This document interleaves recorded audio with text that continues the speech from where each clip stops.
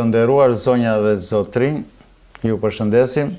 Po fillojmë sot emisionin e radhës nga cikli ynë Rënjet tona. Sot kemi nderin të kemi në studio një person, do thosha, me një erudicion të jashtëzakonshëm, me një aftësi prej koleksionisti, do thosha të shumë të rallë, jo vetëm në Shqipëri, po edhe më tej. Kemi zotin Ylli Sulaj, i cili ka mbaruar fakultetin për frëngjisht, të gjuhët e huaja për frëngjisht. Kemi qenë afër zoti Ylli, fakulteti jon i urithave që quhet fakulteti im dhe i Sazan Gurit me juve të filologjikut. Kemi qenë afër. Filoqyls. Ashtu quheshit, po si ju urithat. Ishte si dhe ne quheshim urithat. Gjithsesi, jeni doktor i shkencave letrare. Në Francë keni bërë master, keni bërë një doktoratur për Ismail Kadaren me titull Imazhi i femrës në veprën e Kadares. Ju jeni autori botimeve kult, komplet i gazetës Chelsea. Unë pa ju njohur juve, zoti Ylli, kam bërë disa afare, thon italian, me gazetën tuaj fillimisht. Në vitet atëre, 2000 e pak që sillja gjëra të ndryshme në Italia dhe i shisja me anë të gazetës tuaj. Pastaj më vonë jemi njohur. Do të thotë disa fjalë zoti Sazan Guri në lidhje me prezantimin e zotit Ylli Sulaj. Jo, unë kam shkurt fare, sepse s'mund të bëjmë bivendosje për zotin Ylli Sulaj, do thoshja mendimet ose vlerësimin e një pune nga më të gjeturat në Shqipëri, ku zoti Ylli nuk vjen vetëm si një sipërmarrës e atyre dy që ju sapo i përmendët, por vjen edhe si një koleksionist libresh, si një arkivist, si një skimatar që kërkon detajet ku është fshehur apo ku ri e fjetur pikërisht vlera e gjuhës shqipe, vlera e librave që shkruajnë dhe flasin për Shqipërinë. Edhe do të thoshte që atë që ne nuk e gjejmë dot nëpër arkivat shtetërore, unë i bëj thirrje gjithë shqiptarëve, kush mund bëjnë doktoratur, ashtu si kundër dhe zoti Ylli ka bërë doktoratur për një detaj shumë të rëndësishëm për rolin e gruas shqiptare në veprat e Kadares, e një autori që e bëri Shqipërinë me emër në botë, edhe vetë zoti Sula pikërisht ka ato detaje që mase të tjerët janë shkalojnë ose rinë indiferent. Kështu që këtë do thoshe që e falenderojmë për këtë pjesëmarrje dhe sot i kërkoj një vëmendje të posaçme gjithë teleshikuesve, gjithë shqiptarëve, sepse do ballafaqohen me disa të vërteta që ndodhen vetëm në arkivën e zotit Ylli Sulaj. Kështu që fillojmë një herë. I nderuar zoti Kelly Regjia, të lutem prap në sfond, i lutem bibliotekën e famshme që ka krijuar, ka ideuar zoti Ylli Sulaj. E kam admiruar zoti Ylli këtë etazherin tuaj, se edhe unë në shtëpinë e babait tim kisha një faqe muri, po nuk i afrohet natyrisht. Keni bërë një vepër arti, kur e kam parë, jam gazëlluar, kam thënë e jashtëzakonshme. Unë jam duke ndërtuar zyrën time të re, do mundohem ta imitoj pak, po e di që do jetë një imitim i shëmtuar i asaj, sepse ka edhe një realizim tepër artistik me tavan, me të gjitha, me ato rifinitura fantastike, ngjyrë floriri, kështu. Por dhe ajo që është më e rëndësishme që ajo është e mbushur me relike të jashtëzakonshme. Do me thënë, aty ka vepra që të lënë me gojapur që thua nga ka ndalë këto, nuk i ka Belçoj as biblioteka kombëtare, as biblioteka universitare, nuk i kanë. Dhe edhe shumë biblioteka të tjera, do të thënë, në botë, sepse janë libra të vjetër, janë libra disa shekullor, që ju keni pasur atë insistimin tuaj edhe, do me thënë, i keni gjurmuar për t'i gjetur, keni shpenzuar në ana financiare, valut për t'i blerë, dhe keni studiuar dhe keni kapur disa momente fantastike që nuk janë shfaqur më parë në veprat tona akademike. Do të thënë, një gjë, një punë që ndoshta duhet ta bënte ana jonë shkencore oficiale, do të thënë zyrtare, ju e keni bërë si autodidakt. Do të thënë, gjëja që përpiqemi të bëjmë edhe ne si Akademi e Rënjët tona, ju e keni bërë në do të thënë thjesht si autodidakt juaj. Dhe më ka bërë përshtypje të veçantë, po zoti Guri.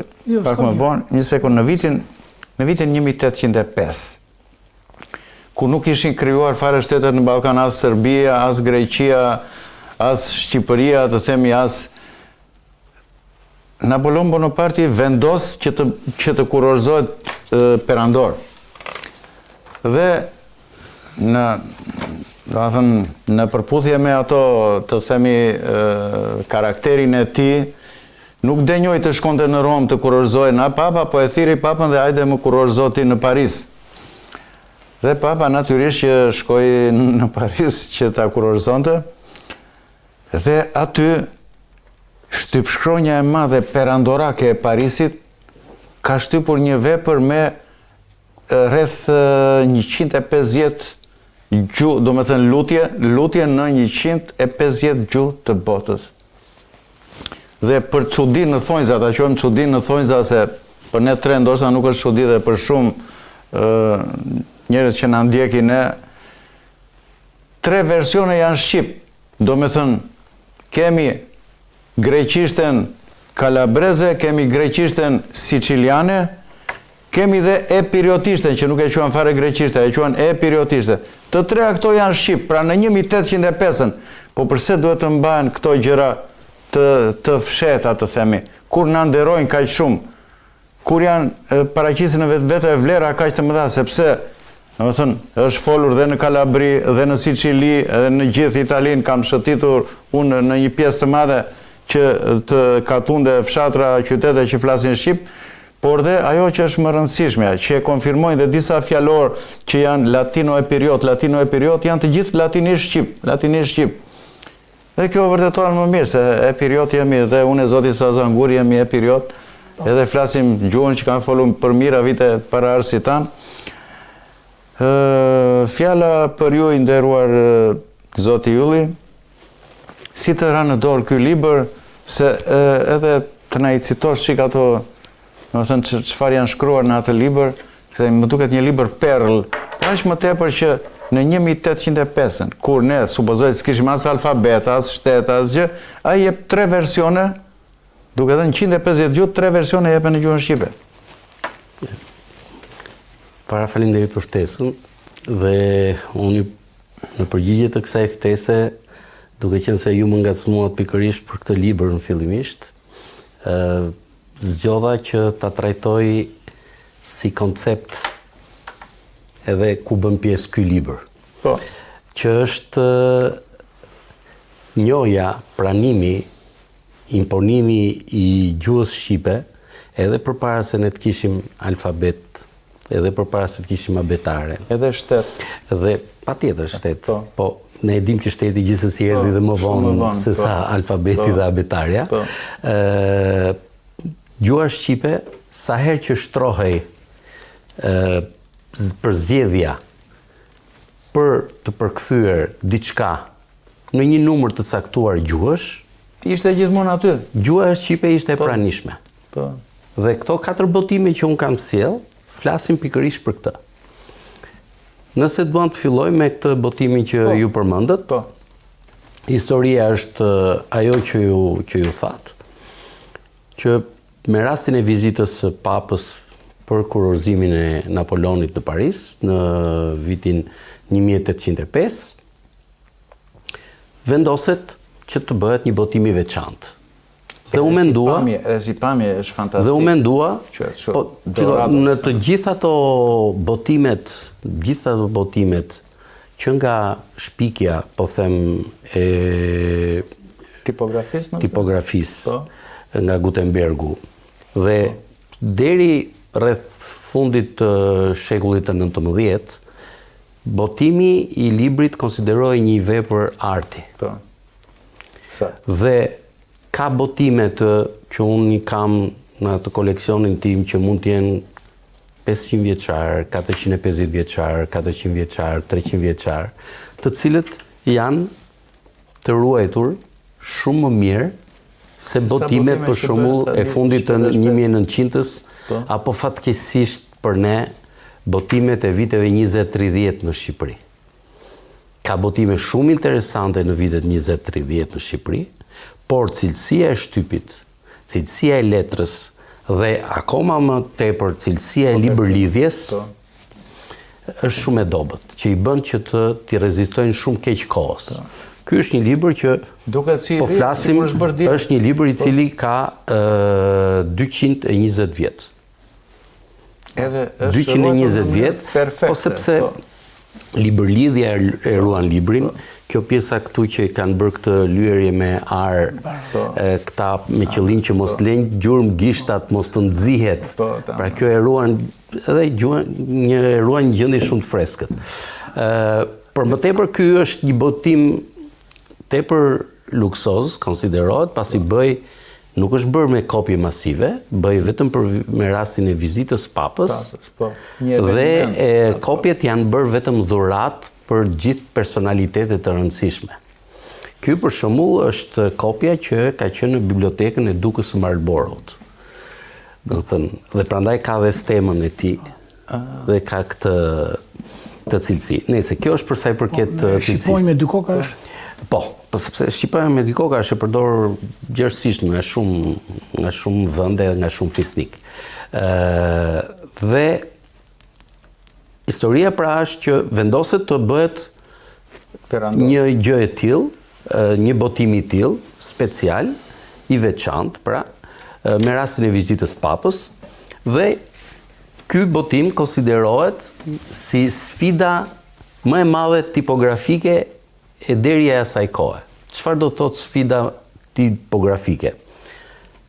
U vendos që do përkthej Lutja e së dielës, ati ju që jenë në qelë, domethënë ato që thonim ne bukën tonë të përditshme falna Zot. U vendos që botojnë 150 gjuhë, por me alfabetet e tyre origjinale. Mos harrojmë që jemi në kohën kur alfabetet ishin gërma plumbi. Dhe tani të prodhosh gërmat e plumbit, të alfabetit për shembull hebraisht, të X gjuhëve, domethënë të botës, vetëm për një faqe. Sepse e lutja zë një faqe. Pra janë prodhuar alfabetet, gërmat, për ato alfabete që nuk ekzistonin, se okej, në Paris të shqipshkronjat i njihnin alfabetet për shembull siç është alfabeti latin, alfabeti cirilik, alfabeti grek, domethënë disa nga këto alfabete të veçanta përdoreshin dhe ata i kishin se bënin dhe botime me alfabete të ndryshme. Po jo për 150 gjuhë. Se në 150 gjuhë aty duhet të jenë të paktën diku ke 60 alfabete. Do të 60 lloje gërmash që i kanë prodhuar posaçërisht për këtë botim, prandaj quhet sfida më e madhe tipografike e asaj kohe. Dhe ajo që është shumë befasuese është që tham në 1805 kur ende nuk ishim jo vetëm alfabet dhe abetare, por edhe Bibla nuk ishte përkthyer ende në Shqip. Nuk ishte akoma ardhur përkthimi i Vangel Meksit nga shoqëria biblike i 1825-s, domethënë. 20 vjet përpara ata përkthejnë 3 versione, i konsiderojnë si 3 gjuhë. 3 versione në Shqip. Dhe njëri version i mirëfill quhet epirotikisht apo epiriote, dhe kjo njihet sepse që nga fjalori epirot latino epirotikisht, domethënë i Frank Bardhit është 1635. Po 1635 njihet ajo që në ato shekuj, kur flitej epirotice apo epirotikisht, flitej për gjuhën shqipe. Domethënë kjo është shumë e qartë, sepse epirotikisht është gjithmonë shkruar me gërma latine. Kjo e dallon menjëherë nga pjesa greke. Sepse greqishtja nuk është shkruar kur me gërma latine, është shkruar me alfabetin grek, ndërsa epirotikishtja nuk është shkruar me gërma greke, është shkruar me gërma latine. Dhe edhe këtu versioni epirotikisht është me gërma latine. Kjo është e qartë për epirotikishten. Ajo që është interesante janë 2 versionet e tjera në Shqip, të cili njëri thot Greko Sikulo pra greqisht e Sicilisë, në latinisht, greko-kalabrense, greqisht e Kalabrisë. Dhe këtu, nuk duan të thënë dhe ata e shumë e qartë, dinda ata që nuk po flasin për greqisht, nuk e kanë marrë kurrë për greqisht. Kjo ka të bëjë sepse arbëreshët, ajo që quhet sot Piana dei Albanesi, më përpara quhej Piana dei Greci. Dhe Piana dei Greci për çfarë arsye? Jo për grek sepse janë grek, si komsi apo si preardhje, për shkak të ritit grek, sepse arbëreshët e Kalabrisë, për shkak të gjithë lidhjeve që kishte Papa i Romës, sidomos në periudhën e Skënderbeut, dhe vlerësimit që ata kishin për atë rol që luajtën shqiptarët me Skënderbeun, me epopenë e Skënderbeut ndaj turqve, i pranuan që ata të vijonin, të ndiqnin ritin grek edhe në kishat latine, po edhe në kishat romane, do më thënë në kishat që edhe në Greqi, pra. Ja njojti ai të drejtë që ata mund të ndiqnin ritin grek. Si tolerancë. Dhe kjo bëri që ka ardhur ky emërtim që të thuhet greqisht e Kalabrisë, greqisht e Sicilisë. Por në fundorën e vet, ajo që mbetet shumë interesante, shumë me domethënie të fortë, është që në 150 gjuhë, në vitin 1805, kemi 3 versione të shqipesh. Pra, imagjinoni grupin e punës, se kjo është ajo që është për tu interesante. Imagjinoni grupin e punës që marrë një vendim, do përkthejmë lutin e së dielës në X gjuhë. Dhe fillon punën, thonë në sa gjuhë do t'i përkthejmë. Në çfarë gjuhë do t'i përkthejmë. Edhe fillon listojnë gjuhët. Dhe duke listuar gjuhët, atyre ju del 3 herë kjo gjuhë që ju imponohet. Se nuk ka histori tjetër, nuk ka detaje tjera të gjë se si ka ardhur kjo punë. Dhe imagjinojnë në këtë formë. Për mua kjo ka një vlerë veçantë dhe unë prandaj doja që ta trajtoja vetëm nga ky këndvështrimi këtu. Edhe botimet e tjera janë po me këtë. Dhe interesante pastaj nga ana gjuhësore është, nëse i shohim, po mund t'i kemi në ekran. Mund ta hapësh ti faqe librit. Janë faqet e shumë bukur, mund ta lexoj. Mund të të lutem, mund ta nxjerrësh në gjithë ekran. Po, është e gjitha, aty është sepse nuk është për larti. Tata? Do thënë, ja, tata in kë je në kjellë. Në kjellë. Do thënë, kjo është e Kalabrisë. Klot, kjoft, pra, qoft. Bekuar, embri iti. Iti. Po. Bëhet rignueme, kjo është, ka një përzierje aty pastaj, sepse rignuesh mbretëria. Vjen nga fjala regis. Po jo, vjen nga fjala mbret. Mbret. Është mbret. Jo, po pita, ekziston fjala mbret, mbire, pastaj më bëja bie, latine dhe ngele 3. Dhe në fund fare e kloft ashtu. Po. Do të thënë ashtu qoftë. Ajo që është interesante që unë po kalojmë tek versioni tjetër, kjo është e Sicilisë, do të thënë, ata nuk e kanë e kjoft ashtu, po këta e kanë ashtu kjoft. Ashtu kloft, po. Në fund fare, por edhe këtu tata gjinë kë je në kjë. Në kjë, kjell. Shkretuar është bekuar. Kloft emri yt. Jar art. Pra jar art, regeria jote, mbretëria jote. Buk në të në të ditëshmen emna sot. E keni më poshtë aty, buk në të në të ditëshmen emna sot. Jep në sot. Na i nep sot. Do më thënë, janë totalisht të kuptueshme. Pa diskutim. Me pak kujdes, po. Po, jemi duke folur për fash pra në një moment ku ky nuk është alfabet zyrtar. Pra ata e kanë përshtatur. Janë shtypur në Paris ato nga njerëz që se ka patur idenë e Shqipërisë. Sidomos një çamar e kupton më lehtë. Le të kalojmë dhe tek ajo epirotja, po. O ati in kë jem bë kjell. Shejtnuam kjoft emni tat. Artë perëndia jote. Pra kjo është shumë pastër shqip. Për tu... E period... Qartësja, dakord. Jo, se ata trashguan e periodisë. U basta vullnetja jote, si kundër se mbi qellt, ashtu dhe mbi dhet. Si kundër. Bukën e tanë të përditshmen, epna sot.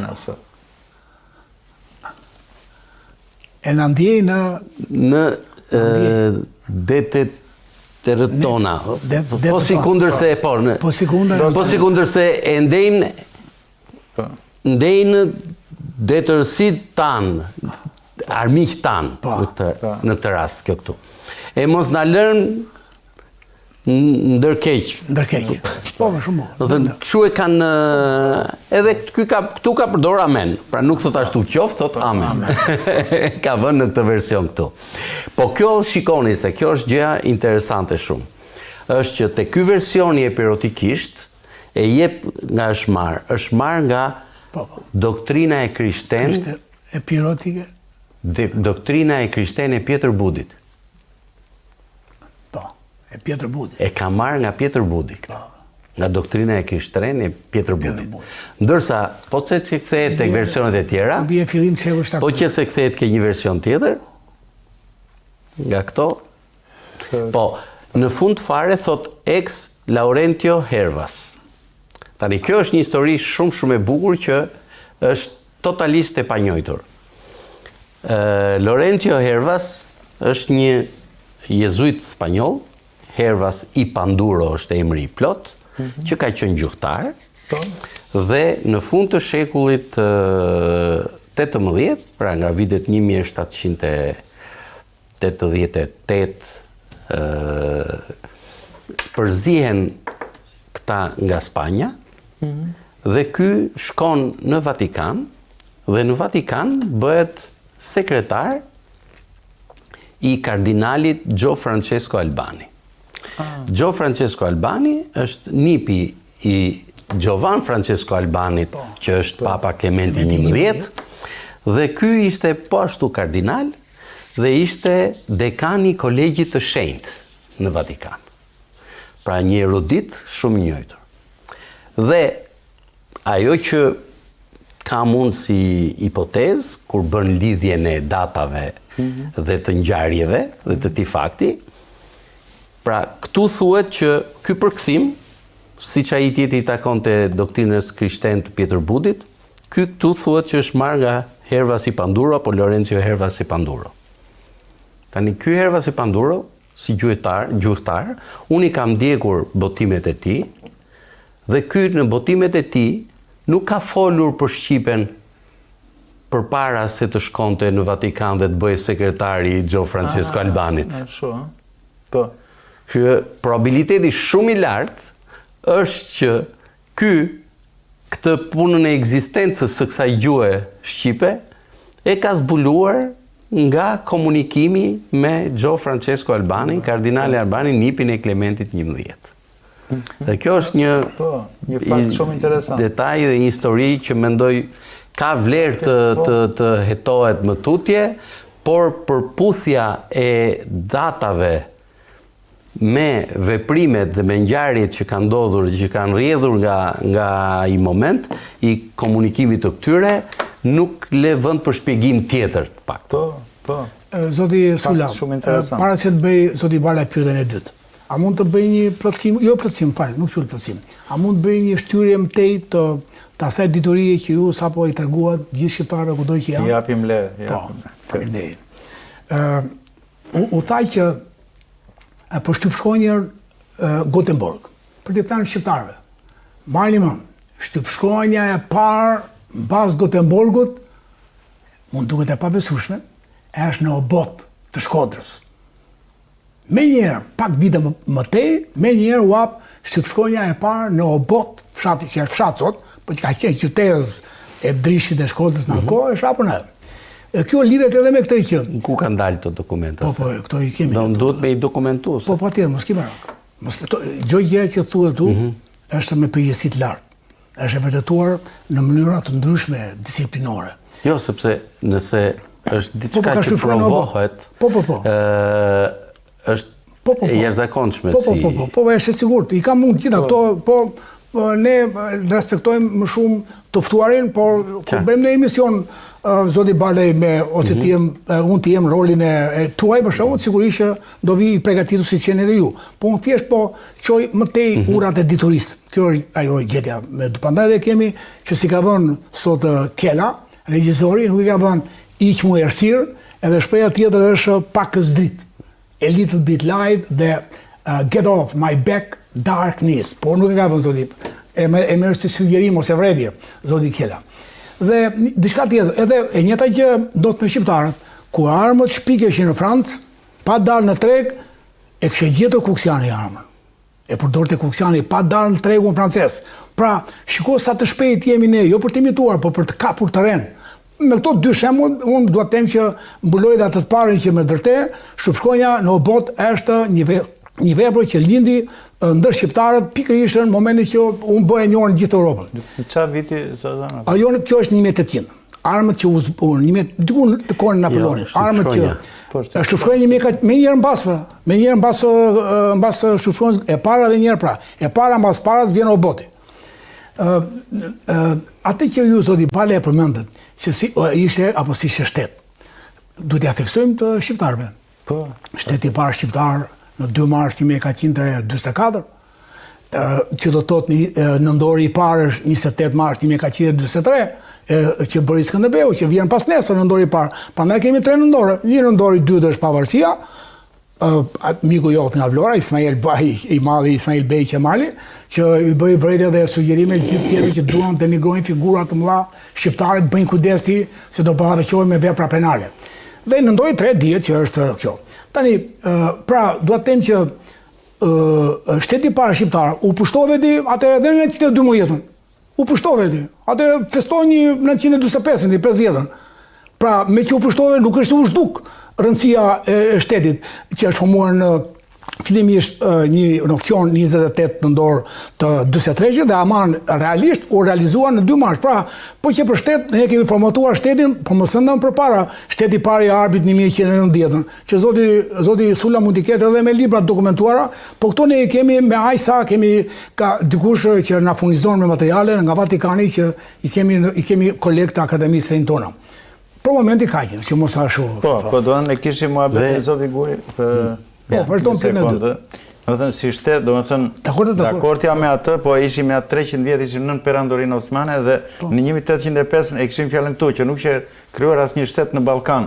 Dhe edhe aty nxjerr gjuhëtaj, thot 3 versione të shqipes. Domethënë ne ishim, po jam dakord me atë, kemi patur shtet me Bardhylinë dhe me Piron edhe me ata. Kemi patur, patjetër. Kurse e 10 sekonda mos më mërzit zoti Ylli, me që përmende ato armët, ato musqetat që kanë qenë ato, më erdhi në mendje një pozim, se çuditërisht më del shqip, mush dhe qet, musqet kanë qenë ato. E mush dhe qet. Po është fjalë e përbosme, është fjalë ndërkombëtare. Kurse për fjalën me që atje në tekst e përmende ajo re, prap unë e lidh me shqipen atë, se mbreti është ai që shikon që vë re olla, ai që re, mbreti, siç kemi shef është ai i madhi, thonë njerëz shef Sazani, se shef shikon nga gjitha, edhe mbret është ai që vëre. Edhe në glojën e shaut shej thon mbretresha, se mbretresha shikon andej këtë. Nëse u futëm çik do na falësh pak zoti. Ne kemi pjesë të kësaj tonë. Unë jam i çik më skeptik, unë jam shumë në lidhje me këto shqipen, po jam i çik më skeptik për këtë.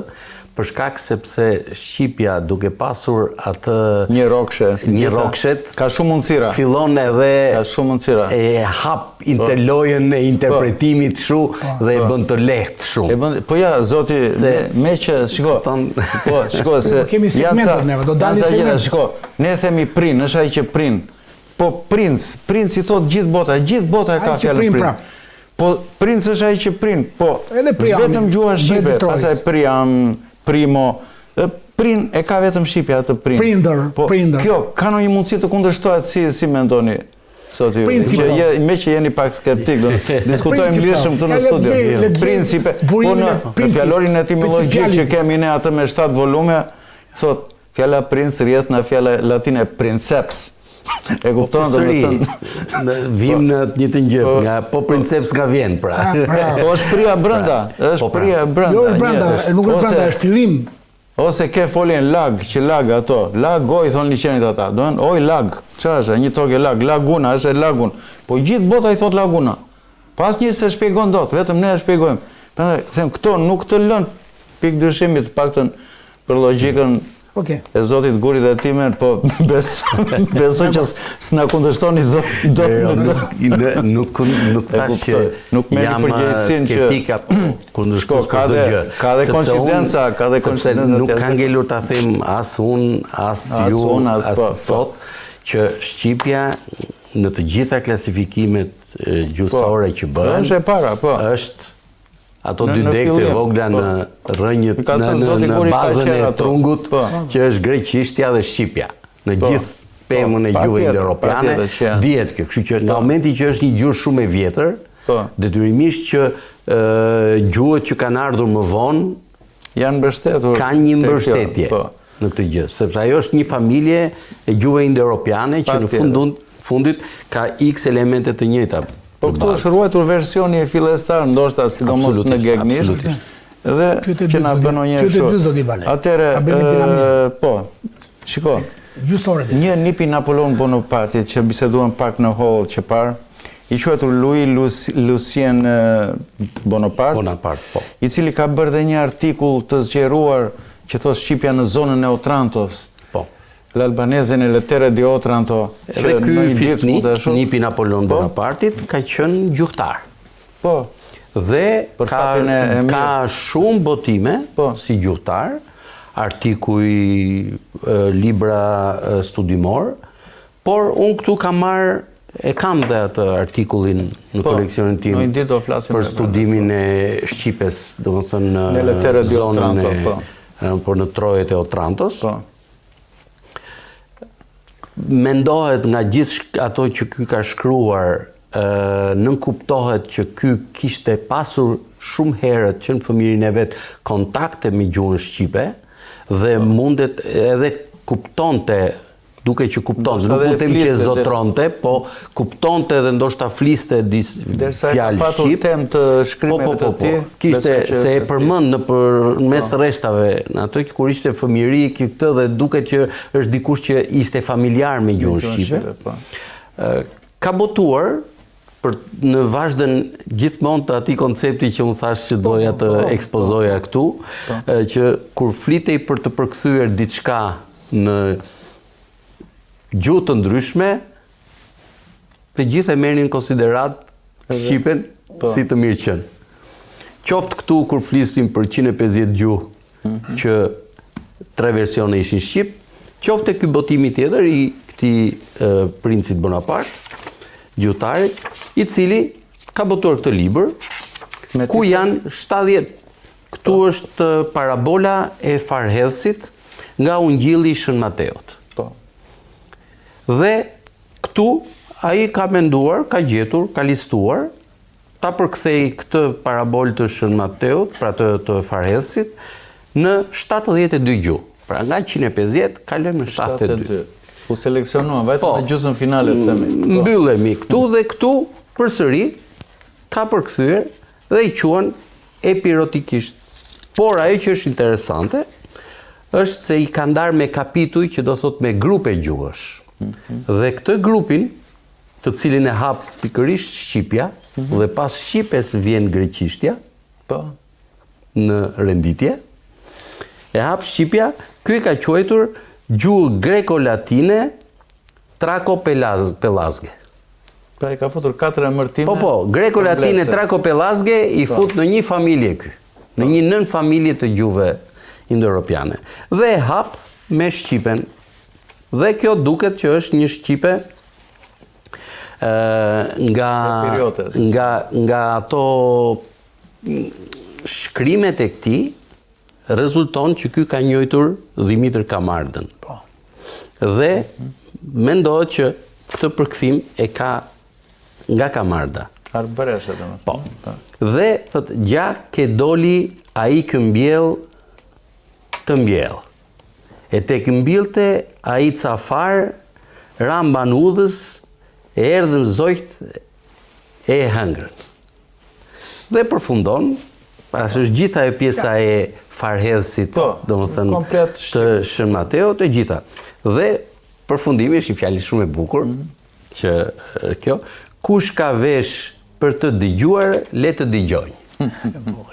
Po, kjo është shumë aktuale edhe për temën që po tani ta shty që më temë, të më ikën pasaj. Kurdo zoti Guri. Farhellësi është ikonat shqiptare në Berat, nga Unvi. Po, që i pasur atë të famshëm e David Selenica. David Selenica dhe Onufri. Po. Ndryshojnë nga ikonat e ritit ortodoks grek, që do ta them domethënë greqisha që e përmendën që këtu ne. Ndryshojnë sepse ikonat shqiptare, Onufri, djali i tij, David Selenica e tjerë që ka dhe film, fuste në ikonë sa ortodokse bie fjala sa besimit fetar, po aq edhe njerëzore, fuste njeriu. Dhe është futur farellësi. Dhe farellësi ka një lloj kapele. Dhe ajo kapele kur e shpjegoja një grupi francezëve dhe një grupi shqiptarësh nuk e besoni, quhet Le Chapeau Albanese. Po. Edhe me atë lloj kapele merret ushtari i Mariot, që luftonte ke Bonaparte me që Stratiotët, po. Jo, stratiotët janë 1500-1600. Edhe mbaruan stratiotët, se stratiotët ishin kalosh që nuk ishte e njëjtë apo. Kapela ishte e njëjtë, bravo. Po edhe stratiotët, po edhe ushtarët e 3000 ushtar i Mariot Meditor, gard pretoriane e Napoleonit, me që folën për Napoleonin, kishin kapele. Edhe kjo kapele është Chapeau Albanese që nuk e luan topi që po pse se morën francezët, po se morën pas sepse ishin tipike shqiptare që e kishte edhe bujku në ar. E kishte David Selenica, e kishte Onufri në pikturë, në ikonë. Po. Pa, kjo i kemi dhuruar, kapele shumë e bukur, siç e kanë francezët afërsisht. E kuqe. E kuqe edhe kështu si. Ka kisha kuqe. Pra kujdes, farellësi dhe. E lezet. Dhe ky libër tjetër këtu, pastaj, është po me tjetër logjike kam marrë. Ky është një libër që është The Bible of Every Land. Dhe përshkruan historinë e përkthimit të Biblës në vende të ndryshme dhe në gjuhë të ndryshme. Dhe nga çdo gjuhë ku është përkthyer Bibla, ky merr një paragraf. Këtu, duke qenë se libri është 1848-ës, si referencë për përkthimin e Biblës në Shqip, ka marrë përkthimin e Vangel Meksit, i cili është me gërma greke. Dhe tregon ama dhe historikun, thot kush e ka bërë këtë gjë dhe gjithë ato që dihet për pjesën e shoqërisë biblike dhe kontributin që kanë anglezët për përkthimin e Biblës në Shqip, dhe ka këtë paragrafin këtu dhe thot gjuhët indo-europiane, thot Traco Illyrian Family. Familja Traco-Illyre, dhe fillon me Albanian. Dhe jep një specimen, thot, i versionit shqiptar, me gërmat që janë greke, nga përkthimi i Vangel Meksit.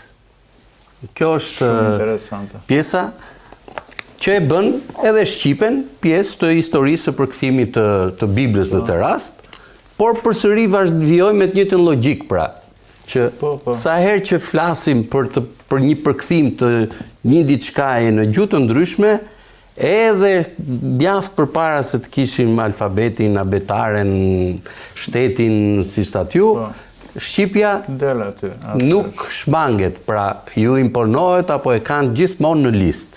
Dhe tregon pastaj historinë, është një faqe historikun e përkthimit të Biblës në Shqip.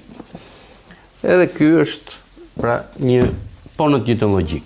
Këtu pastaj diçka shumë e veçantë, ajo që Armeni.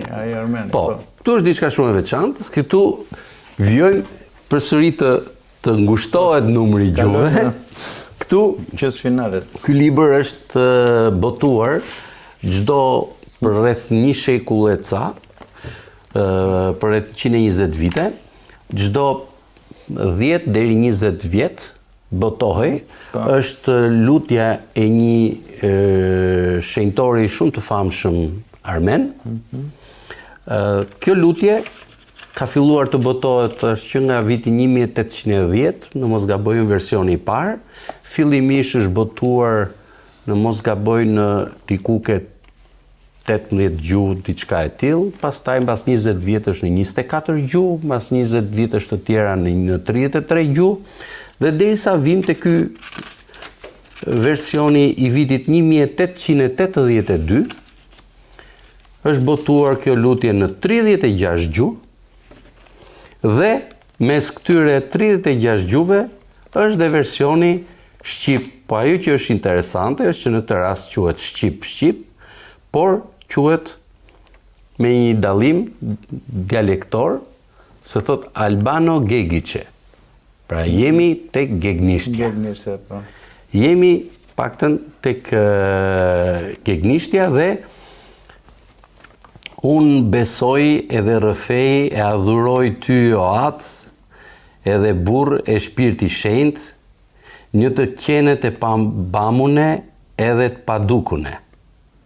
Krijoj si ëngjëjt dhe njerëzvet edhe të gjithë kafshëve të sa janë. Përdëllej kreatyrat e tua.